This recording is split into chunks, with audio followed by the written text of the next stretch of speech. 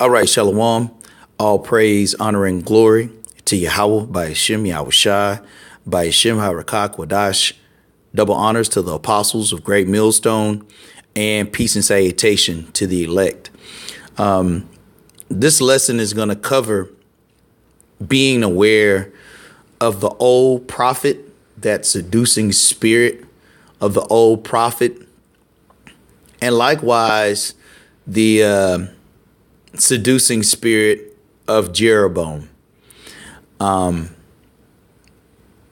the past couple of weeks, the Lord has been revealing how wicked and rebellious 2/3 of our people are.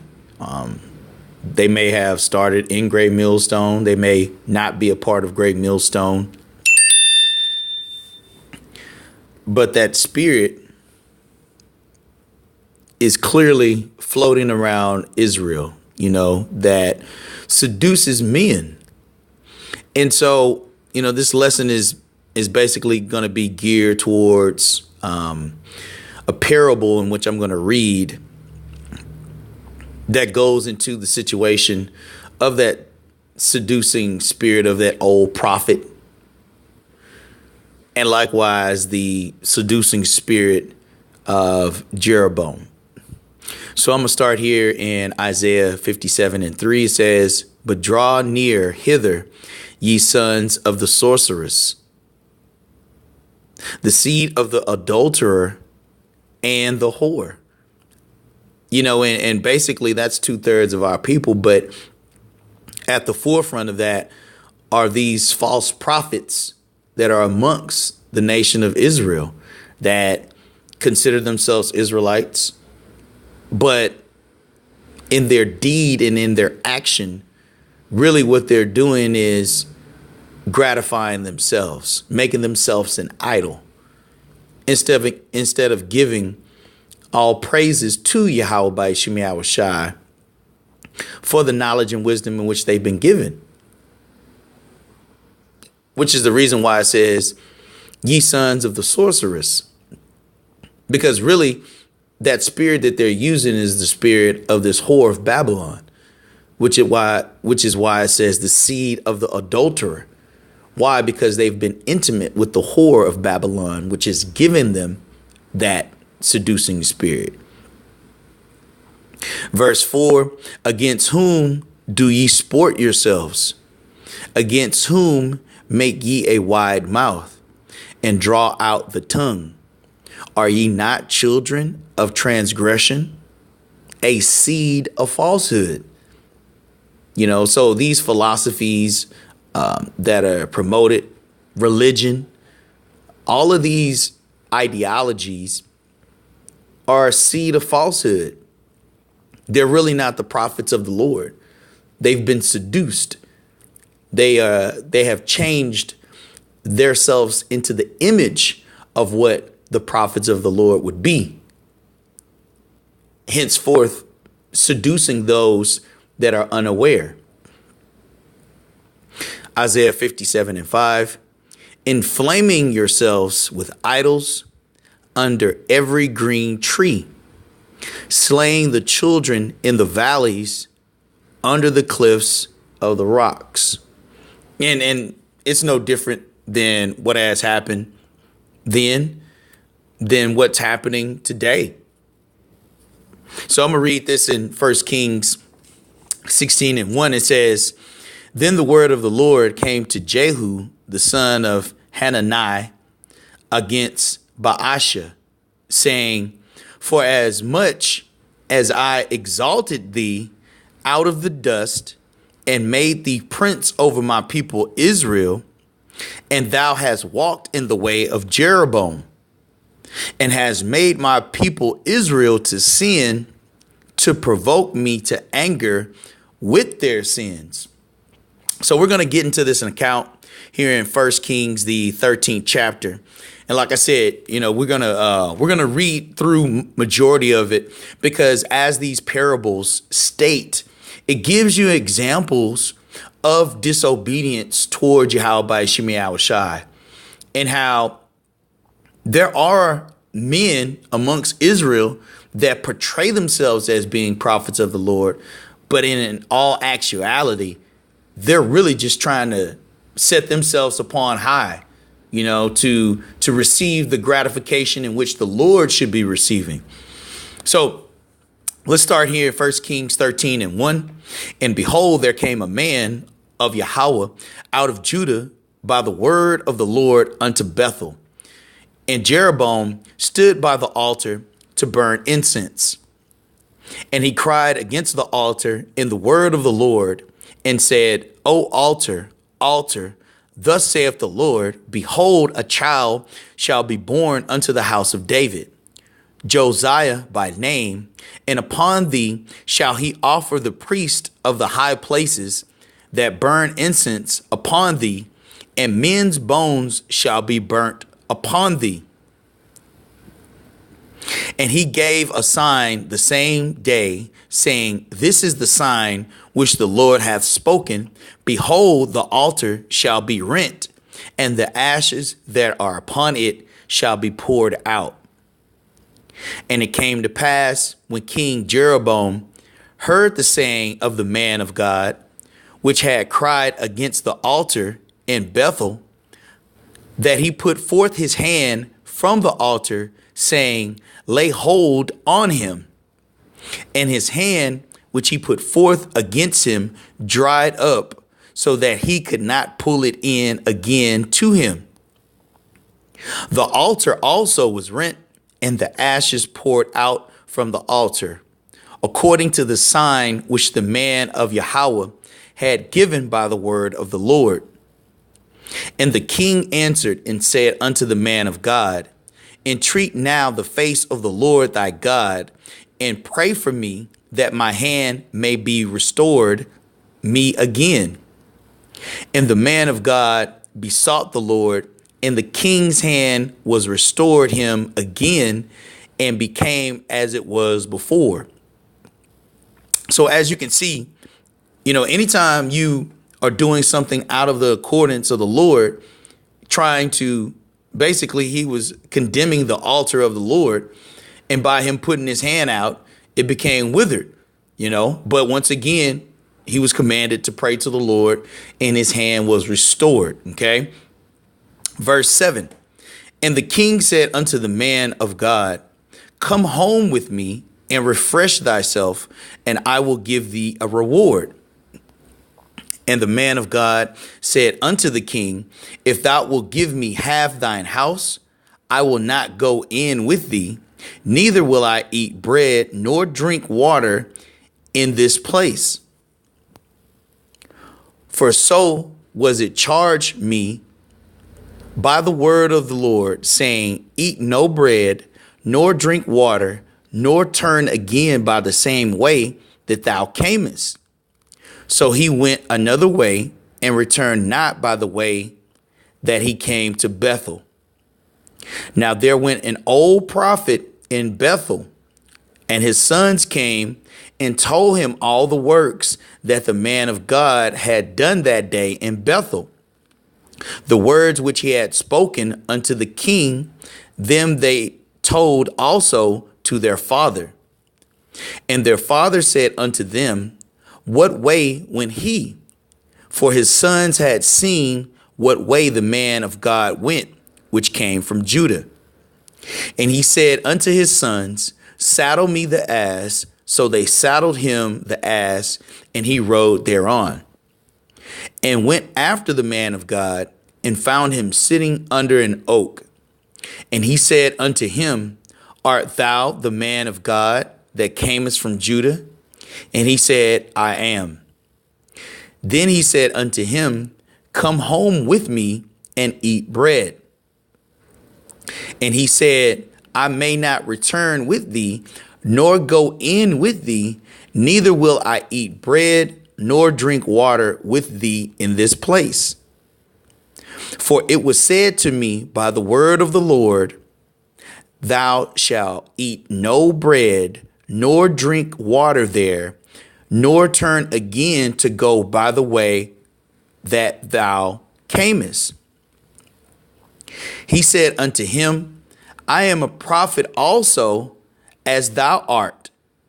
And an angel spake unto me by the word of the Lord, saying, bring him back with thee into thine house, that he may eat bread and drink water. But he lied unto him.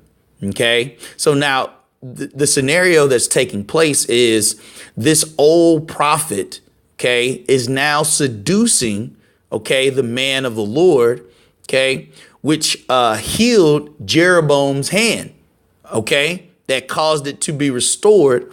But the word of the Lord was given to that man of God, commanding him not to eat bread, nor to drink water, nor to go in the same way in which he came into this place of Bethel. Oh, and the last point here, it says, but he lied unto him. OK, that was that seducing spirit, taking heed unto man versus taking heed unto Yahweh Shem Yahushua. This is 1 Kings 13:19. So he went back with him and did eat bread in his house and drank water. And it came to pass, as they sat at the table, that the word of the Lord came unto the prophet that brought him back. See, because the first time, it said that an angel spake to him. That angel was that seducing spirit, testing him to see whether or not he was going to listen to the words of the Lord. Now the word of the Lord is coming back to him. In verse 20, it says, and it came to pass, as they sat at the table, that the word of the Lord came unto the prophet that brought him back.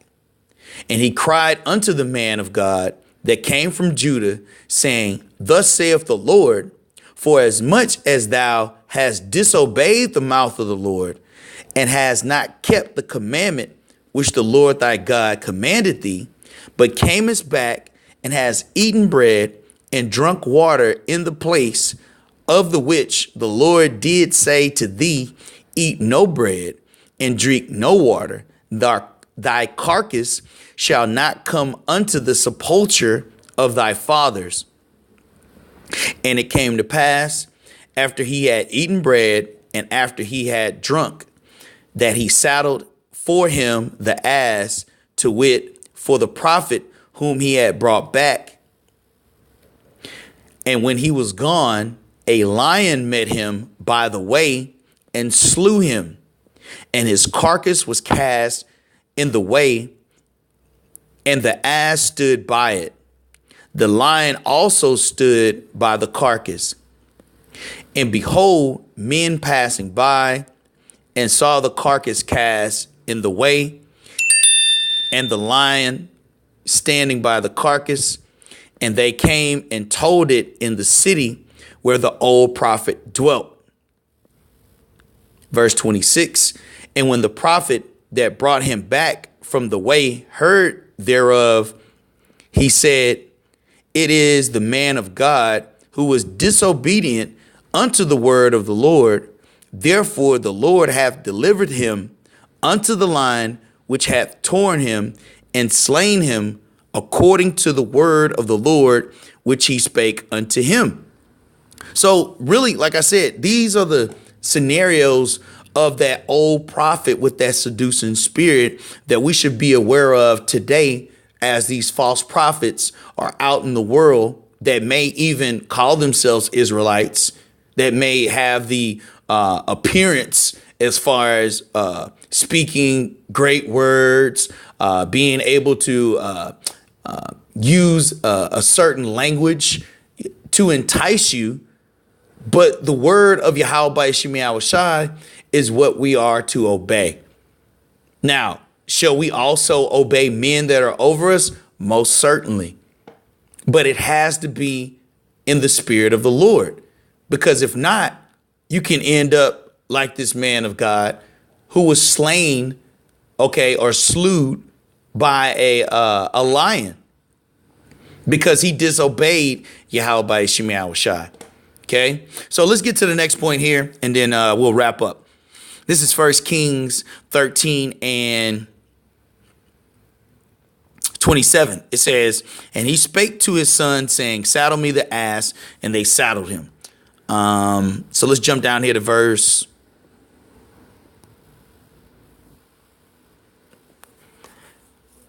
32. It says, for the saying which he cried by the word of the Lord against the altar in Bethel, and against all the houses of the high places which are in the cities of Samaria, shall surely come to pass.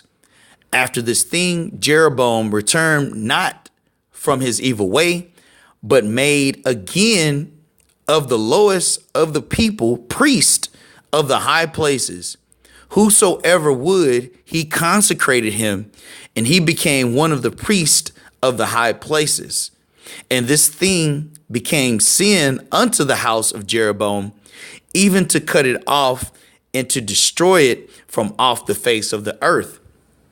Yeah, because the Lord has already set up his prophets. So you just can't just anoint someone just because people will gratify you, going back into that idol worship. OK, so this is 1 Kings chapter 14, and start at verse 7. It says, go tell Jeroboam, thus saith the Lord God of Israel, for as much as I exalted thee from among the people and made thee prince over my people Israel, and rent the kingdom away from the house of David and gave it thee, and yet thou hast not been as my servant David, who kept my commandments and who followed me with all his heart to do that only which was right in mine eyes, but hast done evil above all that were before thee. For thou hast gone and made thee other gods and molten images to provoke me to anger, and hast cast me behind thy back. Therefore, behold, I will bring evil upon the house of Jeroboam, and will cut off from Jeroboam him that pisseth against the wall, and him that is shut up and left in Israel, and will take away the remnant of the house of Jeroboam, as a man taketh away dung till it be all gone. Him that dieth of Jeroboam in the city shall the dogs eat, and him that dieth in the field shall the fowls of the air eat, for the Lord hath spoken it.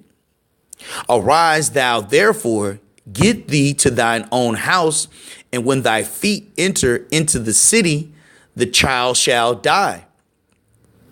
And all Israel shall mourn for him and bury him, for he only of Jeroboam shall come to the grave, because in him there is found some good thing towards the Lord God of Israel in the house of Jeroboam.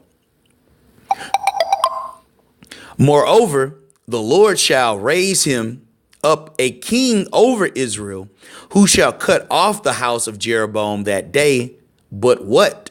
Even now.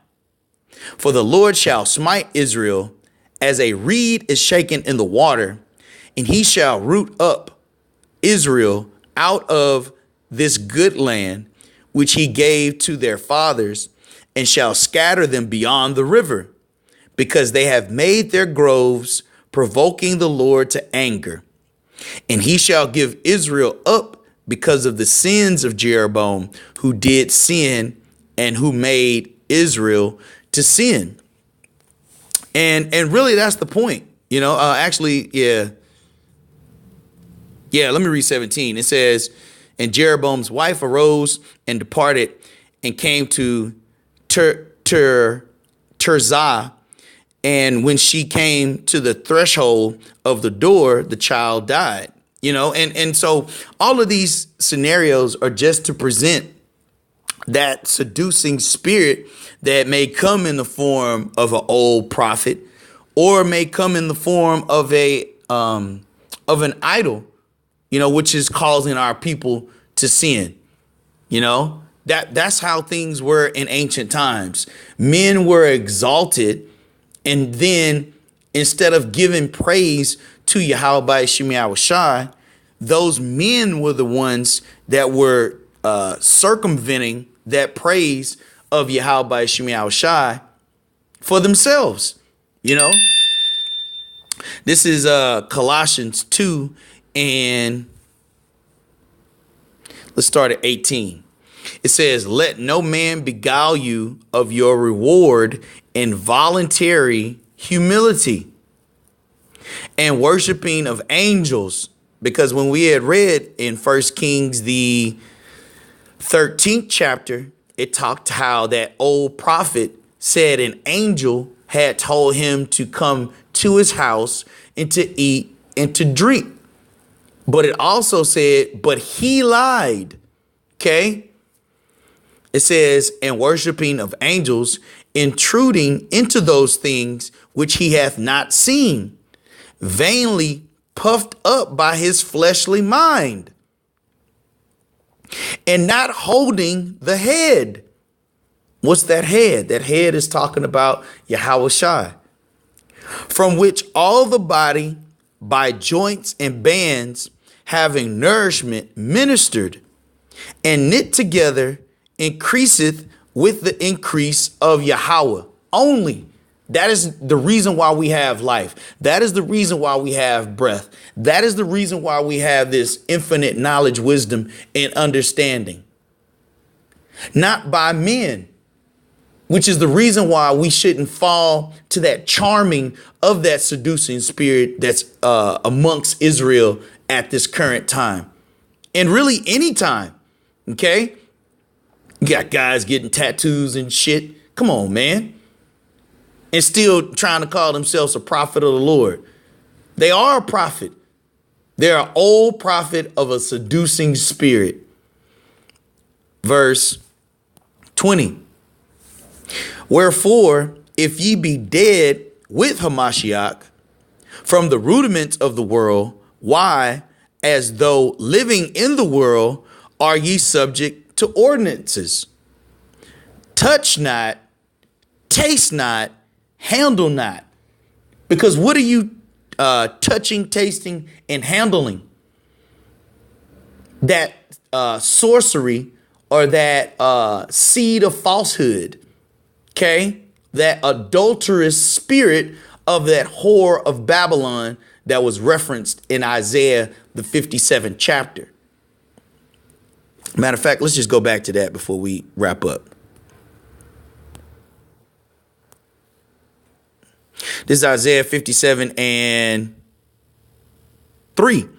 But draw near hither, ye sons of the sorceress, the seed of the the seed of the adulterer and the whore.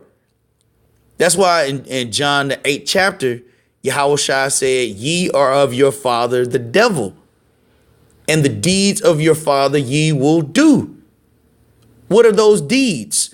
Those deeds are becoming receiving that sorcery from Babylon, this whore, okay, which embodies the spirit of Satan. And it says the seed of the adulterer. Because by being intimate with that whore, you are falling to those ways and being disobedient to Yahweh Shemi Shai. That's it. That's pretty much it. We can jump down to 5. Inflaming yourselves with idols under every green tree, slaying the children in the valleys under the cliffs of the rock. Okay. Let's wrap up here with that Colossians, that last verse. This is Colossians 2 and 21. Touch not, taste not, handle not. Okay. Because all of those are forms of receiving that spirit of adultery, receiving that sorcery and embodying it. Okay. Making altars, making idols, sacrificing unto these pagan holidays, these false religions, the customs and the traditions of men and not of Yahweh Shemi Shai. Verse 22, it says, which all are to perish with the using. After the commandments and the doctrines of men. The Lord is looking at you like, bro, you going to listen to man? You're going to listen to, you see this molten image. You see this whore of Babylon, right? And you just going to keep on being intimate with this whore, touching it, tasting it, handling it. Verse 23, which things have indeed a show of wisdom in will worship and humility and neglecting of the body, not in any honor to the satisfying of the flesh. Meaning it's still not going to profit you. It's just going to corrupt you more and more. So I want to get this word here, will worship, and then we'll wrap up.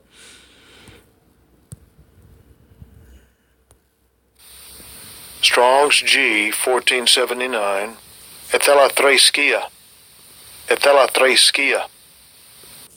It says voluntary, arbitrary worship.